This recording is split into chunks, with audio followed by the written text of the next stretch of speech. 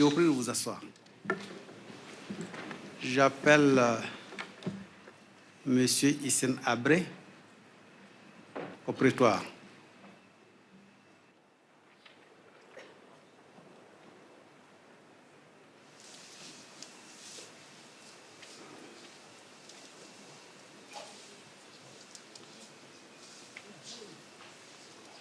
Nous aimerions savoir, est-ce que Monsieur Hissène Habré dispose d'une défense, c'est-à-dire est-ce qu'il y a des avocats qui sont consultés et présents dans la salle pour sa défense? Nous n'en voyons pas du tout. Suivant la procédure, nous sommes obligés de commettre des avocats d'office pour assurer les droits et les intérêts de M. Hissène Habré. L'audience est suspendue.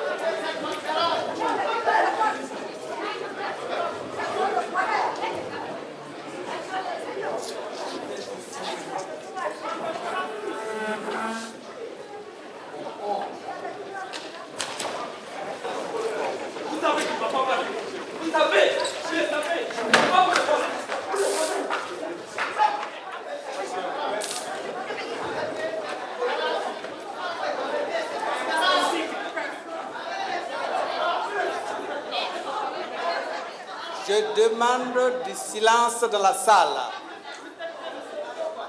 au risque de faire l'objet d'une expulsion. Monsieur Hissène Habré, c'est la Chambre qui a ordonné qu'on vous amène devant elle. Un organisme illégal, hors la loi. Soit. Mais en attendant, c'est elle qui a la charge de vous juger. Et pour cela, elle ne transige pas. Que vous soyez consentant ou non, elle a ordonné que vous soyez amené de force. Et en tous les cas, force reste à la loi.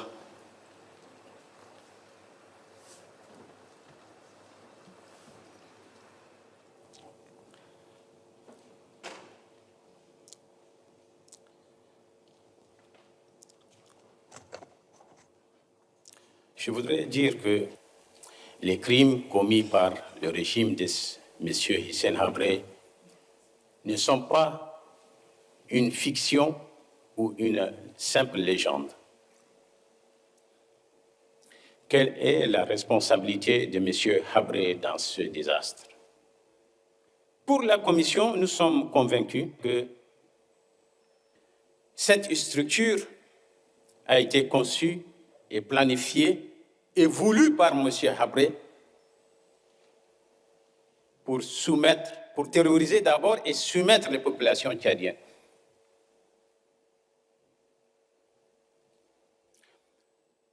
Parce que c'est lui qui a créé cette institution, la DDS, par décret numéro 005/PR, en date du 26 janvier 1983. Et si vous prenez l'article 1er de ce décret, il est dit directement subordonné à la présidence de la République en raison du caractère confidentiel de ses activités. La DDS, c'est l'affaire de Habré en personne. C'est sa chose à lui. D'après les témoignages, d'après les documents que nous avons reçus à la DDS, la Commission a estimé le nombre de personnes mortes à 40 000 victimes. L'intime conviction de la Commission, et c'est un chiffre minimum, Un minimum. Procureur a la parole. Est-ce que vous reconnaissez ce bâtiment? Oui, ça c'est la piscine, c'est-à-dire la prison piscine, qui est une piscine qui a été dallée et transformée en des petites cellules.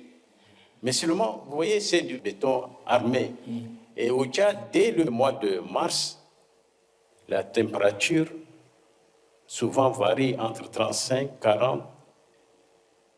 Et plus on avance vers avril-mai, elle va jusqu'à 40-45. Donc, les détenus qui sont mis dans ces cellules souffrent atrocement de la chaleur.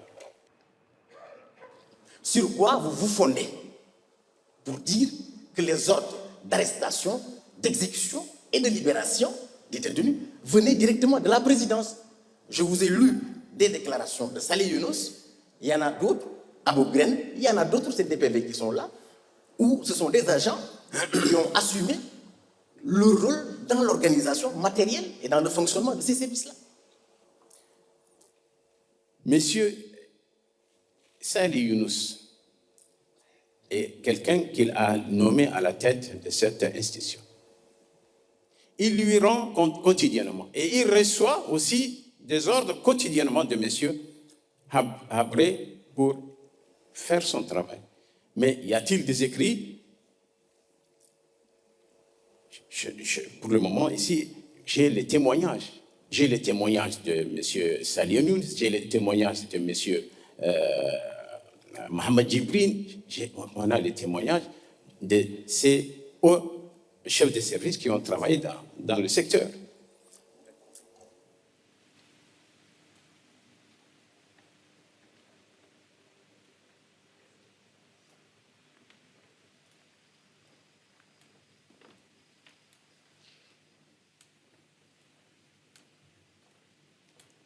Commencez à nous relater les faits dont vous avez connaissance et que vous souhaiteriez partager avec la Chambre.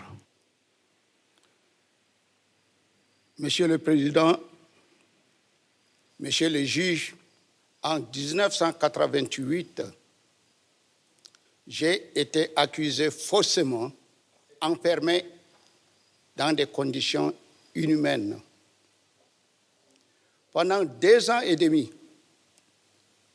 en prison, j'ai vu mes camarades, mes co-détenus, mourir de faim, mourir de torture et mourir de maladie. Du fond de ma cellule, compte tenu de cette folie, j'ai juré devant Dieu de lutter pour la justice si je m'en sortais vivant. Je suis le président fondateur de la toute première association de victimes. Avec mes camarades et avec l'aide des organisations tchadiennes et organisations internationales, nous avons combattu pendant 25 ans en faveur de justice. À cause de cet acharnement, j'ai été renvoyé de mon travail de fonctionnaire international. J'ai été menacé par les sbires de Hissène Habré. J'ai dû m'exiler aux États-Unis où j'ai reçu le statut de réfugiés politiques. Monsieur le Président, Monsieur le juge, cet acharnement a porté des fruits, c'est pourquoi je suis devant vous aujourd'hui. Je vous invite donc à écouter mon histoire. Je vois ma femme qui sort du taxi, qui se dirige vers moi. Elle me dit, il y a des agents de la DDS qui sont allés me chercher à la maison pour m'arrêter et ils ont déjà arrêté mon cousin. Ne t'inquiète pas, je n'ai rien à me reprocher et je suis sûr que par la volonté de Dieu, je reviendrai. nous sommes allés à la direction et il m'a conduit dans la salle interrogatoire. Bécher Suleiman, tu sais le pourquoi que tu es ici? Bon, moi j'ai l'habitude de parler à haute voix.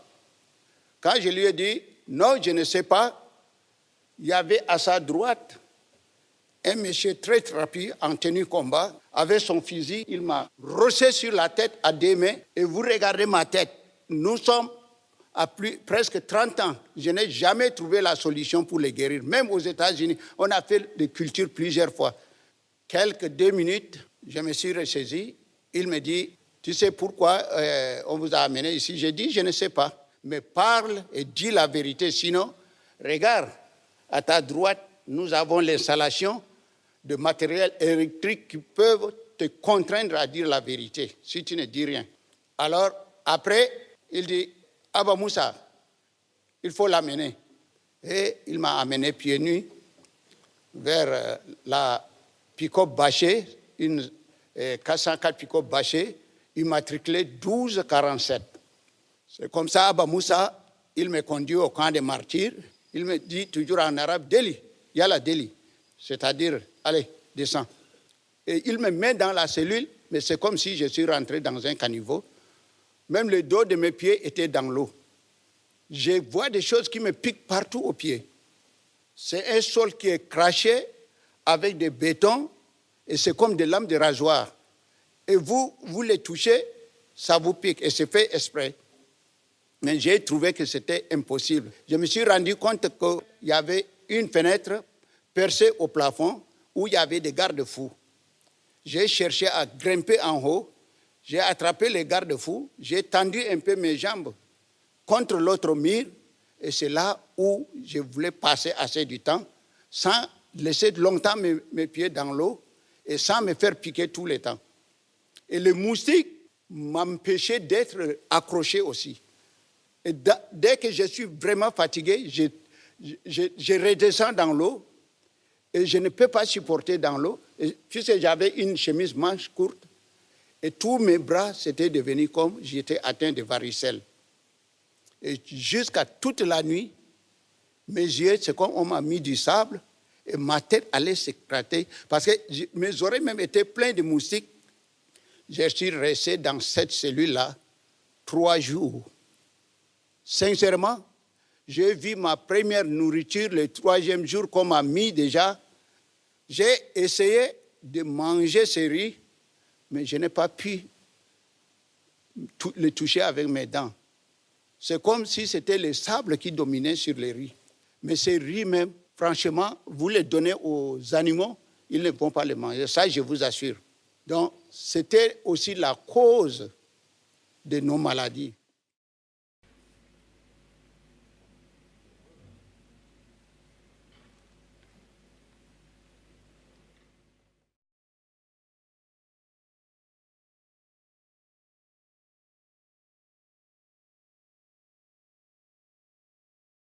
J'ai passé 4 ans. 4 ans en détention. J'ai vu le pire de ma vie.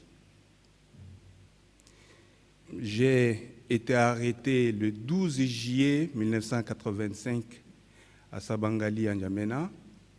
Nuitamment, 2 personnes se sont introduites dans ma maisonnée, habillées en civil. Ils m'ont dit, nous avons quelques petites questions que nous voudrions vous poser. Ça ne va que durer 15 minutes et vous allez revenir chez vous. Nous sommes arrivés cette nuit-là à la DDS. Il fallait être assez courageux pour ne pas mourir. Il fallait se bâtir un moral pour ne pas mourir. C'est en prison que j'ai compris que le pouls avait une peau dure parce qu'on croquait le pouls. Tellement qu'il y avait de poux sur vous, vous les avez beau écraser, ça continue à venir, mais pour vous reposer un peu, vous essayez de les croquer. J'ai été choisi dans un premier temps pour la cuisine des militaires parce qu'ils arrachaient le poisson avec les pêcheurs et moi je leur faisais la cuisine. En même temps, je suis devenu le blanchisseur. De la petite cuisine des militaires, je suis arrivé à la grande cuisine de la grande cuisine, je suis devenu fossoyeur. Chaque jour, il fallait, n'est-ce pas, aller à Maralgoz.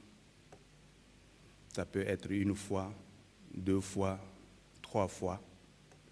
Ça dépend du rythme des gens qui mouraient. Amaralgoz, c'était un terrain complètement nu. Complètement nu. Et lorsque nous allons là-bas, Abou Moussa nous dit « Faites vite, on va partir ».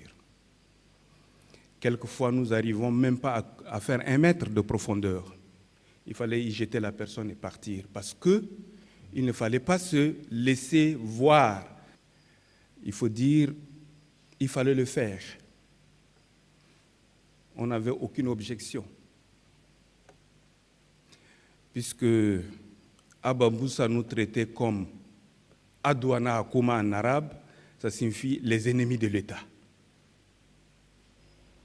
Moi qui vous parle, je disais, j'ai passé 4 ans. J'ai vécu dans un trou. Parce que je n'ai pas vu un juge.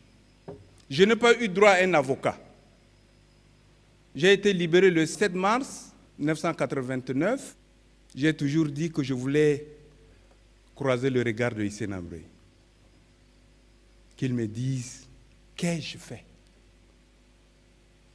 Qu'ai-je fait pour bénéficier de ce sort-là?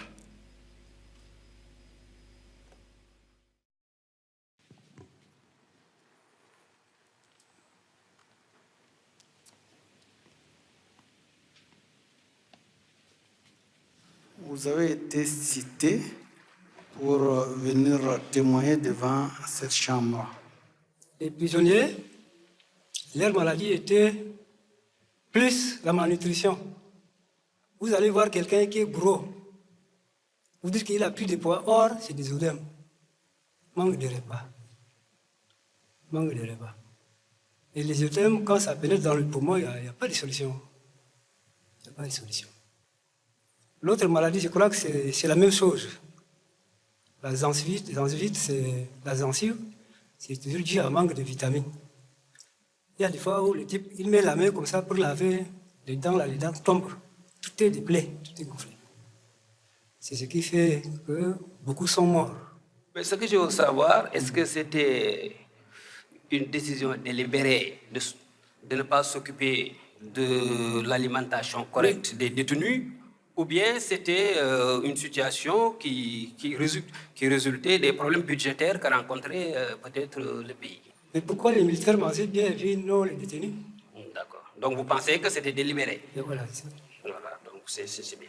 Le président, quand il est venu, vous l'avez vu vous-même, de vos propres yeux? 2 fois. De vos propres yeux? 2 fois. Il vient par surprise dans l'après-midi. En tant qu'infirmier, est-ce que vous arrivez de constater des décès?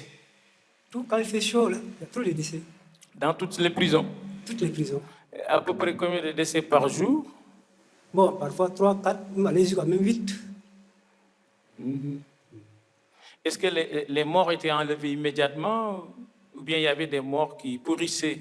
Il y a des fois où ils gardent jusqu'à demain aussi, c'est vrai. Dans votre déposition, tout à l'heure, je vous ai entendu dire que c'est Abakar Torbo qui vous dictait ce qu'il fallait mettre sur les 7 frais de décès. Oui, mais je connais bien le vrai problème. Mais il me dit de faire ça. Pourquoi vous acceptez de coucher des causes de la mort sous sa dictée? C'est une contrainte. Tu n'acceptes pas, tu vas aller où? C'est dur. Ça c'est courir au risque si vous décollez. La question qui me vient à l'esprit tout de suite, c'est de vous demander, est-ce qu'il y avait un médecin, c'est-à-dire un docteur en médecine, un médecin? Non. Qui faisait de temps en temps des tournées? Non. Qui venait vous voir? Pas du tout. Jamais? Jamais.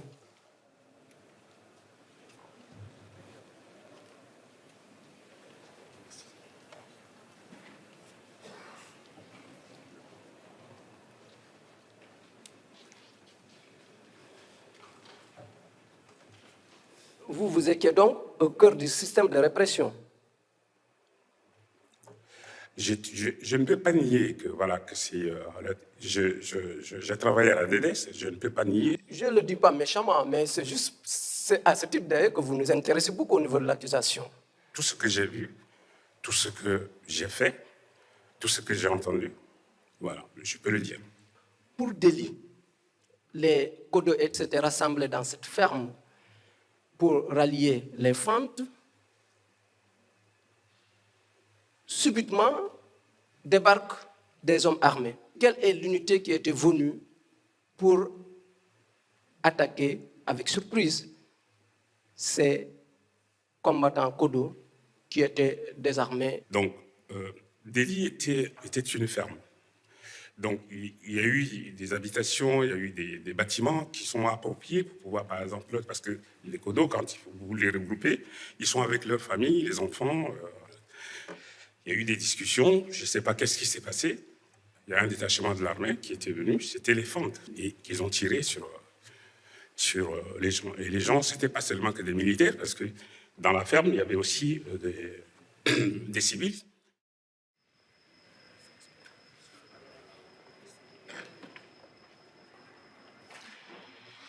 Bien, mon témoignage porte sur un certain nombre de faits,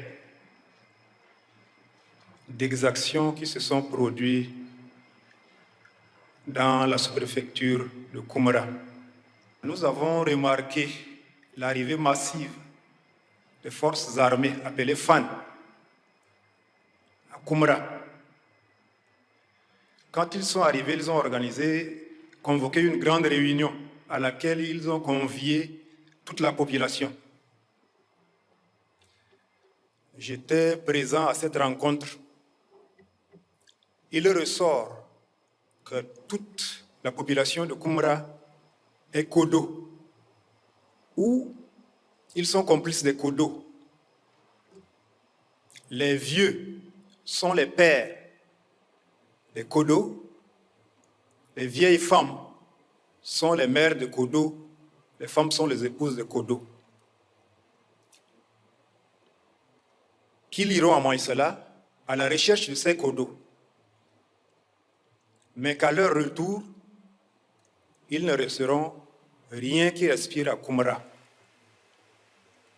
Voilà, Monsieur le Président, en substance, leur message. Là, ils ont abattu un infirmier du nom Jonas. Cet infirmier est envoyé par l'Église baptiste pour préparer la bouillie enrichie parce que c'était la période d'une grande famine. Ils ont également exécuté ce jour sur place 3 autres personnes qui l'assistaient dans la préparation de la bouillie. En sortant en direction de Koumra, les fans ont tué une autre personne à la sortie du village de Doro. Quand ils sont arrivés à Koumra, ils ont arrêté M. Rimoyale Etienne, qui est un grand commerçant et en même temps deuxième maire adjoint de la ville de Koumra. Lui et son secrétaire. Ils seront exécutés le 30 août. Ensuite, le 3 septembre, ils ont arrêté M. Djumadoumay Omer, un instituteur. À 19h, ils se sont rendus chez mon oncle, Djima Sarana Indambang, qui était le médecin-chef de l'hôpital central de Koumra pendant ce temps. Le 4, très tôt, ils sont allés les exécuter sur la route qui va à Sar, à environ 6 km de la ville. Quelle lecture faites-vous face à ces exécutions qui n'épargnent personne? C'est des exécutions délibérées, arbitraires. Il y a une intention, je crois, d'éliminer les gens, particulièrement des cadres.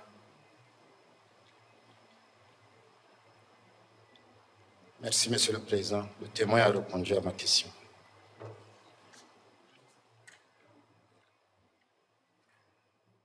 Maintenant, parlons de la répression des Adjaraï. Oui. Pouvez-vous revenir sur les événements phares qui ont déclenché cette répression? Le problème s'est situé en trois phases. Il y avait la mort brusque d'abord d'Idriss Miskin. Il était le ministre des Affaires étrangères qui était dans le gouvernement du président Hissène Habré. Mais les Adjaraï qui sont même en fonction au sud, qui sont à l'est, qui sont à l'autre, sont arrêtés. Il est vrai que, si on l'a arrêté, c'est à cause de leur ethnie, oui, c'est effectivement. Y avait-il une commission chargée de l'arrestation des Adjaraï? Salieno, sous ses parts, le directeur, a désigné une commission qui est chargée pour arrêter, auditionner les Adjaraï. Donc une précision, les fiches d'audition provenant des auditions, elles étaient destinées à qui? Oui, au président, oui. C'est marqué même d'ailleurs à son Excellence, Monsieur le Président de la République. Après l'arrestation des Adjaraï, que devenaient leurs biens, leurs maisons? Ces biens étaient redistribués aux éléments soit de la BESIR ou de la DDS, pour ceux qui en font la demande. Lorsque les Adjaraï étaient arrêtés, les gens libérés qui revenaient chez eux n'avaient pas le droit de réclamer leur maison ou bien leurs biens. Pourquoi? Parce que vous imaginez un épicier ou un type de DDS qui occupe une maison, il ne peut pas venir réclamer. Donc voilà, pour eux, il y avait des officiers de la DDS qui habitaient ces maisons.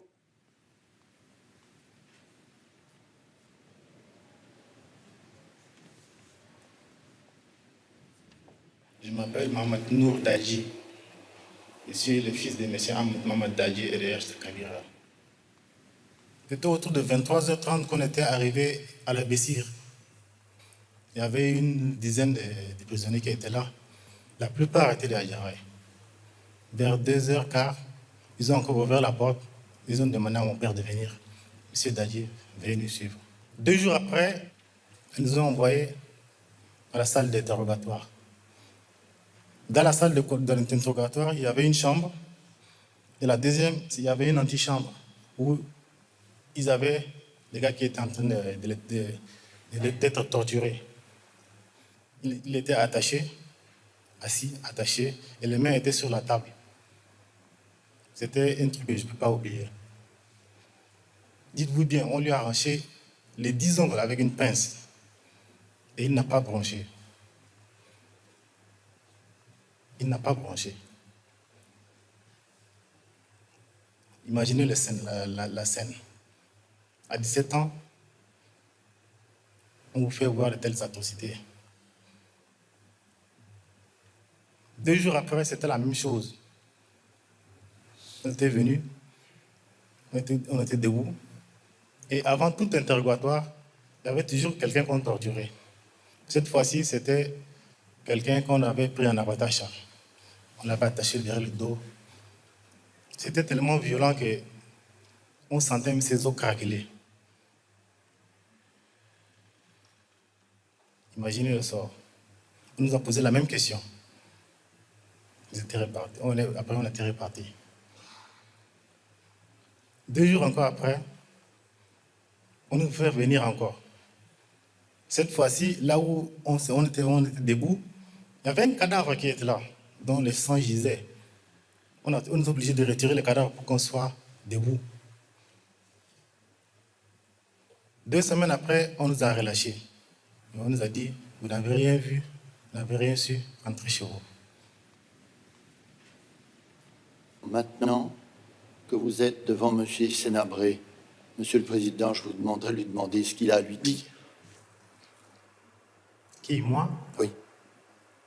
Qui me disent qu'est-ce que mon père lui a fait et pourquoi cet acharnement sur nous. Qu'ils me disent. Et comment il est mort. C'était son compagnon de lutte pourtant. Ils avaient fait du chemin ensemble. Pourquoi? Il pourrait très bien l'enfermer. Mon père était non politique, ça je ne peux pas le nier. On pourrait l'enfermer contre tout autre. juste le temps de faire les enquêtes, de savoir s'il était impliqué ou pas. Seule la Cour et moi voyons que M. Sénabré bat du pied depuis 10 minutes. Pouvez-vous lui poser la question de savoir s'il a quelque chose à dire après ce témoignage? Je vous remercie. Si M. Sénabré a quelque chose à dire, certainement le dira.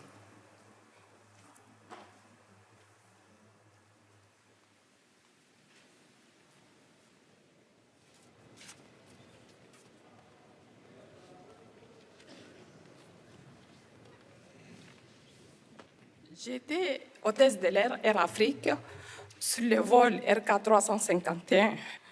À l'arrivée à l'escale de transit de N'Djamena, je suis descendue pour aller voir mes parents. Donc, sur la piste de l'aéroport, j'étais interpellée par Abba Moussa, le service de la DDS. Arrivé là-bas au bureau de la DDS, ils m'ont mis dans une petite cellule. Il a pris mon sac à main, ma paire de chaussures, les bijoux que j'ai portés. J'étais seulement avec les habits des hôtesses de l'air, juste la chemise et la jupe. Donc, au camp du martyr, avec mes collègues, on est resté 20 jours. Et après, ils sont venus nous transférer à Ouadidou. L'activité quotidienne à Ouadidou, le matin, on partait puiser de l'eau avec le vent, la poussière, les 20 litres sur la tête, un trébuchet. On lavait les habits des militaires et le soir, ils nous utilisaient comme des femmes. On a fait 1 an à Ouadidou. Ils nous ont amenés seulement comme des esclaves sexuels, des objets sexuels. Le coup était prémédité, puisqu'on nous administrait des médicaments et on prenait les 6 femmes 2 par 2 à tour de rôle. Vous avez dit tantôt, je suis très fier de venir à Dakar pour témoigner dans cette affaire. Et j'en ai même parlé à ma fille, qui l'était tout aussi que moi. Moi, j'ajouterais que vous avez été courageuse aussi. Oui, avant on n'était pas courageux, mais maintenant je suis la force, le courage. Vous vous de sentez venir. forte? Maintenant, oui. Vous vous sentez Parce forte? Je me sens forte, très courageuse, parce que je suis devant l'homme qui est fort là, avant au Tchad, qui vient s'asseoir. Maintenant, il ne parle même pas. Je suis vraiment contente d'être aujourd'hui en face de lui, d'exprimer ce que j'ai vécu, mes douleurs. Je suis vraiment fière.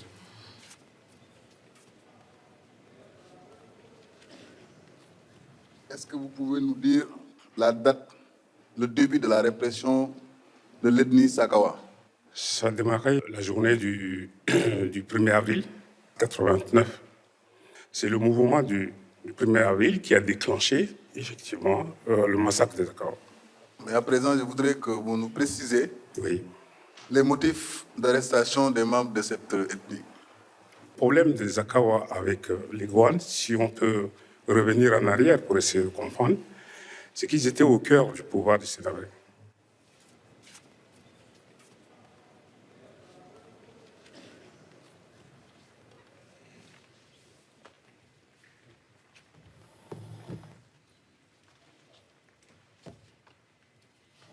C'est vers 7 heures, le 1er avril, vers 7 heures, que j'ai appris que mon mari et ses compagnons ont quitté N'Djamena. Donc, à la fin, vers le 14 avril, j'ai appris par la radio et par les Tchadiens qui vivaient à Paris que Hassan Diamous a été capturé par la force gouvernementale et ramené à N'Djamena. Donc, j'ai essayé de tout faire pour avoir au moins de ces nouvelles Mais mes demandes sont restées sans suite. Et le 25 avril, j'ai appris par la radio France Internationale qu'il est exécuté. Il est décédé, donc... et puis le gouvernement, automatiquement, a démenti cette déclaration. Mais je sais qu'il a été exécuté en N'Djamena. Les motifs de cet acte, est-ce qu'on vous les a clairement indiqués? Non. Je voudrais au moins connaître la tombe de mon mari pour permettre à ses enfants, à sa famille et à moi-même d'aller nous recueillir sur sa tombe. Est-ce à dire que parmi les fosses communes, les endroits où il y a eu des enterrements, vous n'avez aucune indication relativement au lieu où votre mari a été enterré? Je ne sais pas. Et de qui attendez-vous l'indication de cette tombe, de l'endroit où il est enterré? De M. Hissène après. Pourquoi? Parce que lui, il sait très bien.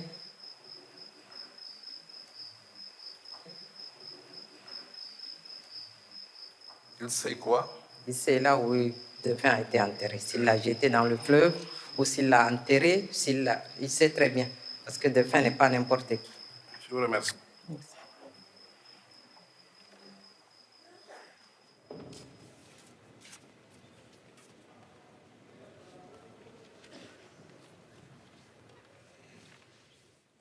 Il est entré dans mon bureau. Et il me disait, je suis venu pour vous. Et ma première réaction, c'était de lui demander, est-ce que vous avez un mandat d'arrêt? Et il s'est mis à rire. Je l'ai suivi. Je n'avais jamais vu le bureau de la DDS. Il m'a demandé de quelle ethnie vous êtes. Moi, je lui ai dit, je suis un Zagawa. Un agent a fait le geste, il lui a dit, porte numéro 4, ou cellule numéro 4. Et c'était vraiment impensable. Quand on a ouvert la porte, on m'a poussé dedans. La chaleur, l'odeur m'a un peu repoussé. J'ai fait un mouvement de recul, donc il m'a poussé. Et il a fermé la porte. Jusqu'au 5e jour. On m'a fait monter et on m'a présenté devant M. Mohamed Djibril El Dionto, que je connaissais depuis 1984. Et dès mon entrée, il s'est levé debout, il a levé les mains comme ça. Il a dit, mais monsieur le professeur, qu'est-ce qui vous amène ici? Et j'ai dit, mais monsieur le commissaire, vous envoyez des gens me prendre dans mon bureau à 12h30. Et vous me demandez maintenant, qu'est-ce qui m'amène ici? Il m'a dit, mais monsieur le professeur, donc vous ne savez rien. Moi, j'ai dit, mais monsieur le commissaire, je sais quelque chose. Les gens fuient la ville, il y a des arrestations, je sais tout ça, mais en ce qui me concerne, moi, je ne me reproche de rien. Il m'a dit, mais monsieur le professeur, il a fait comme ça, monsieur le professeur, la responsabilité est collective. Alors, un commissaire de police vous dit que la responsabilité est collective, qu'est-ce que vous pouvez dire? Eh bien, je me suis tué. Pendant les 15 jours de mon séjour, personne n'est allé aux toilettes. Donc, on urinait dedans, on dormait, on déféquait dedans. On était pratiquement des animaux, c'est-à-dire comme des animaux dans l'étable. Le 15e jour, donc un monsieur que je ne connaissais pas, il a dit, mais qui est monsieur Fadoul, Zakaria Fadoul parmi vous? Et moi, j'ai dit, c'est moi. Donc, il s'est tourné vers moi. Il m'a dit, bon, levez-vous et suivez-moi. Et après, le Bakar m'a dit, mais tu ne sens pas bien. On ne peut pas t'amener dans ta famille dans cet état. Sinon, les gens, que diront les gens? Tu vas te laver, tu vas laver tes habits, et le soir, je vais t'amener chez toi. Donc, il m'a laissé, c'était donc ma libération comme ça. Et les premières personnes qui n'étaient pas de la maison, qui m'avaient visité, c'était 2 Américains de la Société internationale de linguistique. Mais je n'avais jamais vu des Blancs pleurer. Donc quand ils m'ont vu dans cet état, ils se sont mis à pleurer. Ils me disent, mais qu'est-ce qu'on t'a fait? Parce que la peau était partie. Toute la peau était partie, j'étais méconnaissable. Les cheveux frissautés, je n'étais rien de moi-même. Moi j'ai dit, est-ce qu'on t'a tapé? Moi j'ai dit non, on ne m'a pas tapé. Mais qu'est-ce qu'on t'a fait? Moi j'ai dit qu'il y a la chaleur, il y a le manque de nourriture. Il y a aussi cette idée que j'allais mourir. Donc il y avait tout ça.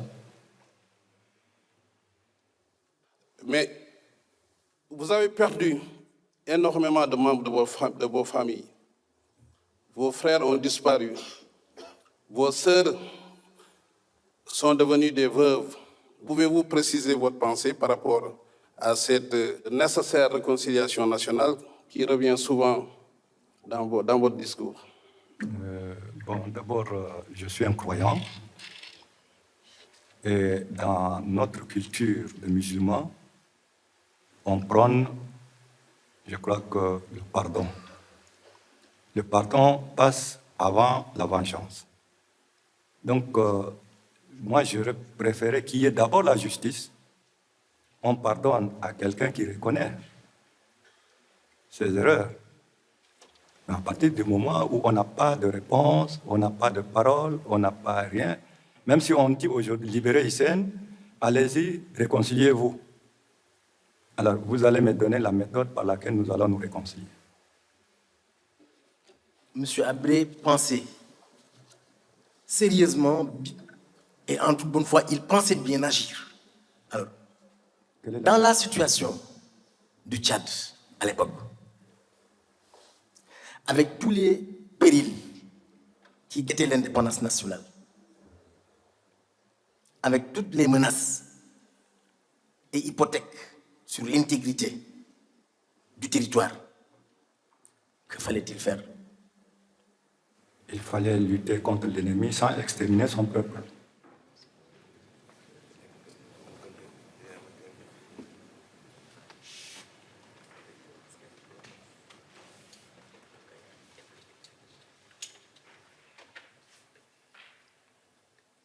C'était difficile pour les Tchadiens. Et c'est difficile pour nous de dire que M. Hissène Habré n'était pas au courant de quoi que ce soit quand lui-même, il élabore une machine, il la contrôle, il prend le soin d'huiler cette machine-là, de s'assurer qu'elle marche. Il a même créé une commission qui était chargée de punir les agents de la DDS qui ne faisaient pas correctement leur travail. Il y a des agents de la DDS qui se sont retrouvés en prison. Monsieur Bonjim, agent de la DDS, il s'est retrouvé en prison. Monsieur le Président, Messieurs les juges, derrière tout cela, derrière ces disparitions, ces décès, ces personnes sorties handicapées des geôles de la DDS, derrière tout cela, il y a un responsable. Ce responsable est bel et bien Monsieur Hissène Habré. Monsieur le Président, le ridicule ne tue pas. Nourri à la sève de l'Occident, où il a fait ses humanités, soutenu par cet Occident dans les guerres fratricides, ce n'est pas cet homme-là qui se cache sous son turban qui peut aujourd'hui crier au complot, à l'impérialisme. Ce n'est pas également cet homme qui doit s'insurger contre la légitimité d'un tribunal. Lui, au moins, qui a eu droit à un procès. Face aux témoignages poignants des victimes, Habré a répondu par le silence. Aucun mot de repentir à l'endroit de ses compatriotes victimes des atrocités les plus cruelles. Les crimes qu'il a commis portent atteinte aux valeurs humaines les plus fondamentales et les plus protégées au niveau international. Ils doivent être réprimés à la mesure de la gravité de ces atteintes. C'est la raison pour laquelle, Monsieur le Président, je requiers qu'il vous plaise prononcer la condamnation de Hissène Habré à l'emprisonnement à perpétuité, assortie de la confiscation de tous les biens et objets saisis au cours de la procédure ouverte devant les chambres africaines extraordinaires. Sur ce, je vous remercie. Certains peuvent se dire, il y a des choses qu'il ne peut pas ignorer. Il y a des choses que M. Hissène Habré ne pouvait pas ignorer. Mais dites-nous ce qu'il savait. C'est ça qu'on vous demande dans les motifs de votre décision. Les preuves de ce qu'il savait.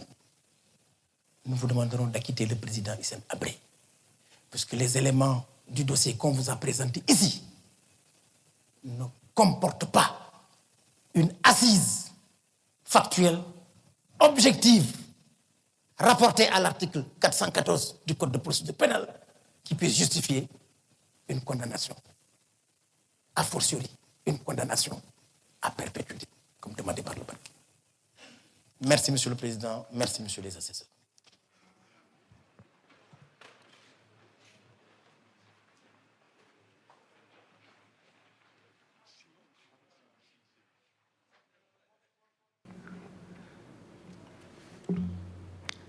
Bien, la Chambre africaine extraordinaire d'assises rouvre l'audience d'aujourd'hui pour rendre sa décision dans l'affaire Le parquet contre Hissène Habré.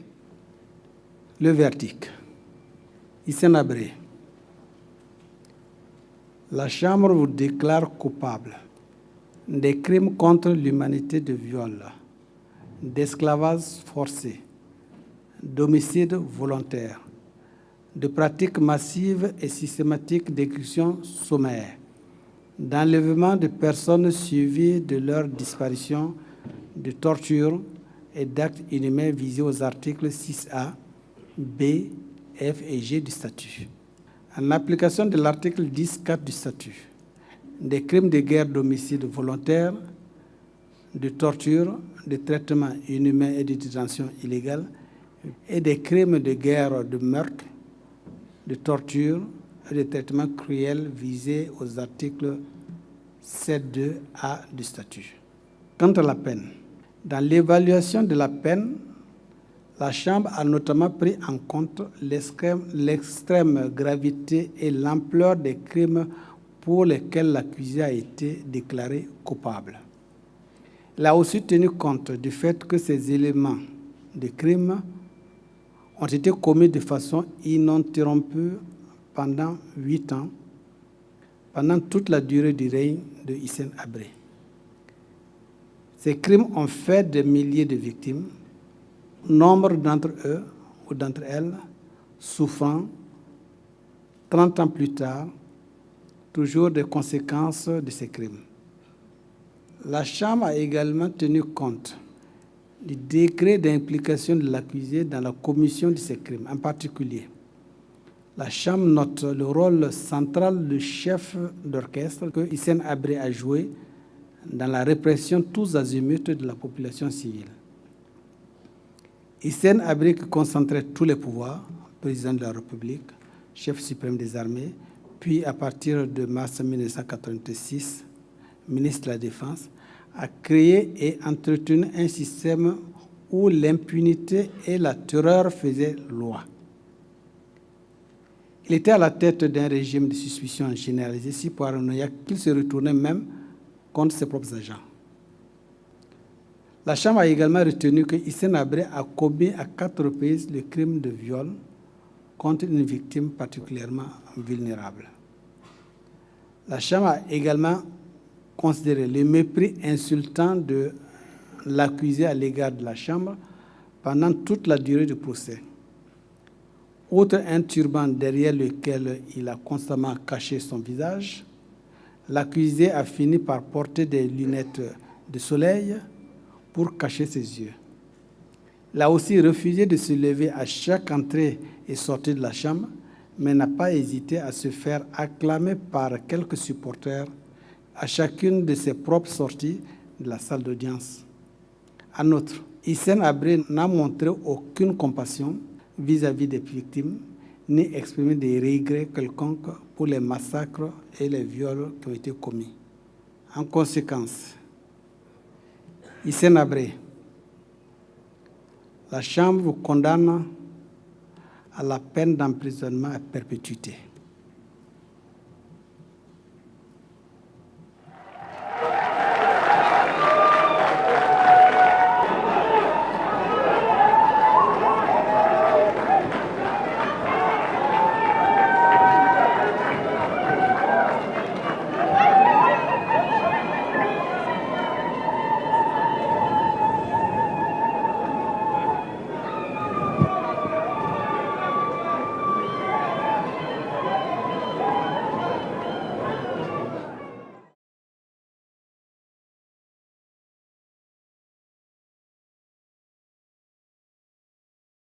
La Chambre condamne Hissène Habré à payer à chacune des victimes de viols répétés ou d'esclavage sexuel la somme de 20 millions de francs CFA, à chacune des détentions arbitraires et de torture, de prisonniers de guerre et des rescapés des massacres, la somme de 15 millions de francs CFA pour toute cause de préjudice confondue.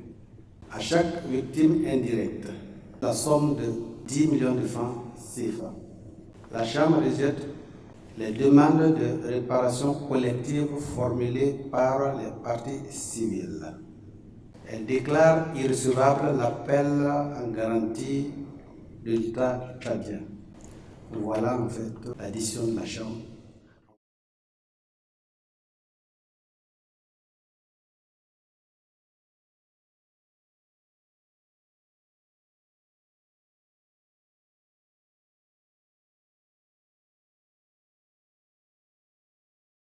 La Chambre d'assises d'appel rend à l'unanimité le présent arrêt. Sur l'action publique, statuant à nouveau sur ses chefs, acquitte Hissène Habré du chef de viol par commission directe sur Khadija Hassan. Dit que cette information partielle n'a aucun effet sur la peine prononcée par la Chambre d'assises. Rejette les autres moyens d'appel sur les intérêts civils. Déclare recevable les constitutions de partie civile de 7 396 victimes et irrecevable celle de 3 489 victimes. Fixe le montant global de la réparation allouée aux parties civiles à la somme de 82 290 millions de francs CFA. Condamne Hissène Habré à payer les 10 montants. Constate qu'à ce jour, le patrimoine de l'accusé est insuffisant pour couvrir l'intégralité des réparations individuelles, enjoint en conséquence au fonds de mettre en œuvre les réparations individuelles. Ordonne à cet effet que le produit des biens confisqués et de tout autre actif de l'accusé qui viendrait à être découvert soit versé au fonds. Invite les États intéressés à coopérer avec les fonds pour garantir la bonne exécution des réparations individuelles et l'éventuelle réparation et mise en œuvre du programme de réparation collective. C'est donc là, mesdames, messieurs, le résumé de l'arrêt. Le procureur général contre Hissène Habré, je vous remercie. Plus jamais ça, les prisons d'Hissène Habré. Plus jamais ça, les prisons d'Hissène Habré. Plus jamais ça. Conditions de détention insalubres, absence de bain, hygiène lugubre, des boîtes de conserve vides transformées en WC, vidées une fois par jour, cellules infestées de vermines et de décès, véritable mine de poux et de moustiques, corps de prisonniers couverts de boutons, déséquilibre alimentaire criard, rhumatisme articulaire aigu, dysenterie amibienne et déshydratation, œdème divers et paralysie des membres inférieurs, sous-alimentation généralisée et chronique, soins médicaux absents, surpopulation viscérale, un prisonnier pour 1 périmètre carré, taux de mortalité carcérale journalier 1%.